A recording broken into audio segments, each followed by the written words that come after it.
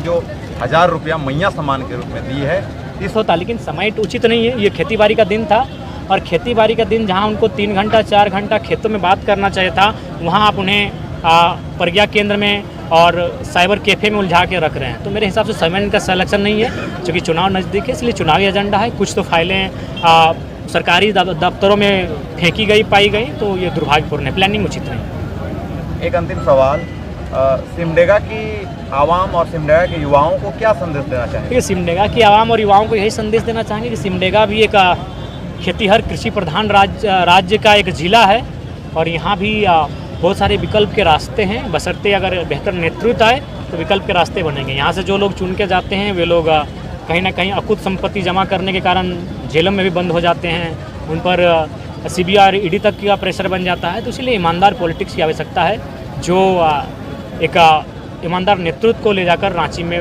प्रदर्शित करें। और हमारे ये चंपई सोरेन जी को जो हेमंत सोरेन ने जेल से आने के बाद में जो उनको मुख्यमंत्री से हटा दिया गया और चंपई सोरेन जी अपना जो आभार प्रकट कर रहे हैं पार्टी के प्रति, जो पार्टी के बहुत ही वरिष्ठ नेता थे और आज बीजेपी का दामन थामने जा रहे हैं, तो इस पर आप क्या कहना चाहते हैं और इसको आप किस नज़र से देख रहे हैं जेएमएम? देखिए, ये जेएमएम ने उनके साथ उचित नहीं किया, क्योंकि देखिए वृद्ध नेता हैं और 2-3 महीने का कार्यकाल बचा था, तो इस कार्यकाल को मुख्यमंत्री जी को चाहिए था कि उनको सौंप देते और वे अभी एक घूमते पूरे राज्य में अगले चुनाव की तैयारी करते हैं, लेकिन कहीं ना कहीं ये उचित नहीं था। और चंपई जी अगर बीजेपी में जा रहे हैं तो इस राज्य के लिए और एक संकट होगा, क्योंकि देखिए जहाँ तक बीजेपी का प्रश्न है वो अभी फिलहाल उद्योगपतियों की ज़्यादा सुनती है और झारखंड में जिस प्रकार कल कारखाने लगे हैं, उन कल कारखानों में जिस प्रकार से ज़मीनों का अधिग्रहण किया जा रहा है लगातार रैयत को अनसुना करके, हमें लगता है कि जो बीजेपी की पॉलिसी है वो रैयत की ना होकर उद्यमियों के पक्ष की है। तो इसलिए वहाँ चंपई सोरेन जी को थोड़ा सोचना चाहिए। अगर चंपई सोरेन आपकी पार्टी में आना चाहे तो? देखिए, वो वृद्ध नेता हैं, स्वागत है उनका, लेकिन हमें लगता है कि वो एक वृद्ध नेता हैं, वो जो भी निर्णय लेंगे वो बहुत सोच समझ कर लेंगे। फिलहाल उनके साथ जो भी हुआ उचित नहीं हुआ। और बाय द वे, अगर देखिए सबसे पहली बात, बीजेपी रहे चाहे कांग्रेस, अगर इस राज्य में सरकार बनाने में के लिए कोई भी आगे आते हैं जेएमएम आजसू, तो पहले उनको इस राज्य की समस्याओं को समझना चाहिए। उन्हें कॉरपोरेट के साथ नहीं, किसानों के साथ खड़ा रहना चाहिए। तो हम आशा करते हैं कि वे लोग किसानों के साथ खड़े रहेंगे, रैयत विस्थापितों के साथ खड़े रहेंगे और इस राज्य के युवाओं के साथ। JBKSS की नींव डल गई है, विधानसभा चुनाव नजदीक है, ऐसे में किन मुद्दों को लेकर आप यहाँ पर चुनाव लड़ेंगे? देखिए, झारखंड राज्य बने हुए 24 साल हो गए। सबसे पहले तो सिमडेगा की धरती को नमन करते हैं कि हमें बहुत अभूतपूर्व एहसास दिलाया कि सिमडेगा के क्षेत्र में भी हमारे लिए कोई समर्थन की कमी नहीं है। जहाँ तक मुद्दों का सवाल है, मुद्दे वही हैं जो झारखंड में बिरसा भगवान के समय थे, जयपाल सिंह मुंडा, विनोद बिहारी महतो और निर्मल दा के समय थे। वही मुद्दे हैं इन ज़मीनों को सुरक्षित करने की। नहीं तो इसी प्रकार जो चालाक धूर्त किस्म के लोग हैं वो किसी प्रदेशों से आएंगे, किसी देश से आएंगे, हमारी ज़मीनों को लूट कर चले जाएंगे नहीं, तो उस हमारी ज़मीनों को अधिग्रहित कर लेंगे। तो वही समस्याएं हैं। CNT SPT की कानूनें हैं, विल्किंसन रूल है, लेकिन आज भी धड़ल्ले से हमारी आदिवासी मूलवासियों की ज़मीनों का हड़प किया जा रहा है। उसे रोकथाम करना हमारा मुद्दा रहेगा। आज कोई भी राज्य बनता है तो सबसे पहले एक पॉलिसी बनती है कि इस राज्य का मूल निवासी कौन होगा। बिहार रहे, बंगाल रहे, उड़ीसा रहे, छत्तीसगढ़ रहे, या फिर तेलंगाना, तमिलनाडु या कर्नाटक रहे, या महाराष्ट्र रहे, या गुजरात रहे। लेकिन इस राज्य की एक डोमिसाइल पॉलिसी नहीं होने के कारण आज इस राज्य में लोग आकलन नहीं कर पा रहे हैं कि इस राज्य के मूलवासियों के अधिकार लेकर कौन जा रहा है। तो स्थानीय नीति हमारा मुद्दा रहेगा। चूँकि ये राज्य किसानों का प्रदेश है, एक बेहतर कृषि नीति हमारा मुद्दा रहेगा। छात्र लगातार सड़कों पर आकर आंदोलन कर रहे हैं, अपने बदन पे लाठियां भांज रहे हैं, तो एक नियोजन नीति हमारा बेहतर मुद्दा रहेगा। इस राज्य में जो पारा कर्मी हैं, चाहे पारा शिक्षक हैं, आंगनबाड़ी की सेविका हैं, रसोइयाँ हैं, तमाम जो स्वयंसेवक हैं, उनके मुद्दे को कैसे अस्थायी किया जाए, उनके मुद्दे को कैसे समाधान किया जाएगा, ये हमारा मुद्दा रहेगा।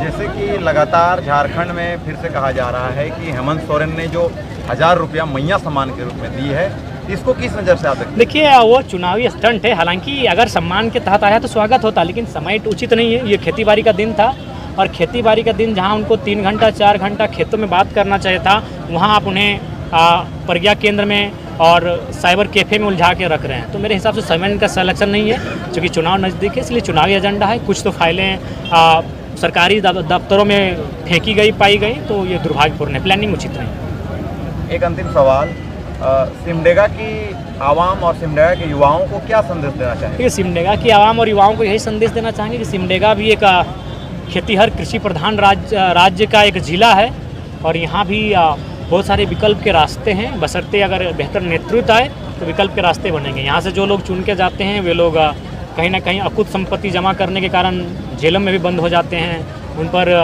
CBI और ED तक का प्रेशर बन जाता है। तो इसलिए ईमानदार पॉलिटिक्स की आवश्यकता है जो एक ईमानदार नेतृत्व को ले जाकर रांची में प्रदर्शित करें।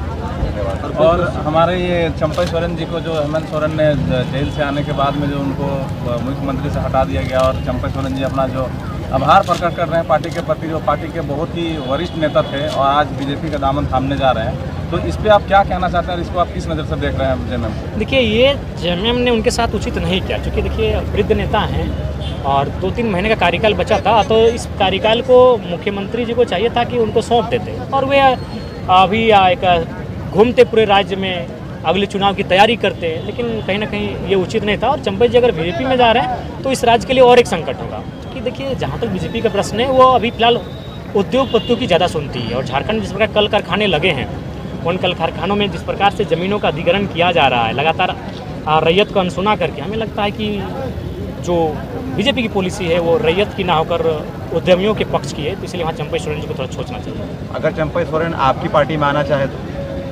देखिए, वो वृद्ध नेता हैं, स्वागत है उनका, लेकिन हमें लगता है कि वो एक वृद्ध नेता हैं, वो जो भी निर्णय लेंगे वो बहुत सोच समझ कर लेंगे। फिलहाल उनके साथ जो भी हुआ उचित नहीं हुआ। और बाय द वे अगर देखिए, सबसे पहली बात बीजेपी रहे चाहे कांग्रेस, अगर इस राज्य में सरकार बनाने में के लिए कोई भी आगे आते हैं JMM माजसूद, तो पहले उनको इस राज्य की समस्याओं को समझना चाहिए। उन्हें कॉरपोरेट के साथ नहीं, किसानों के साथ खड़ा रहना चाहिए। तो हम आशा करते हैं कि वे लोग किसानों के साथ खड़े रहेंगे, रैयत विस्थापितों के साथ खड़े रहेंगे और इस राज्य के युवाओं के साथ।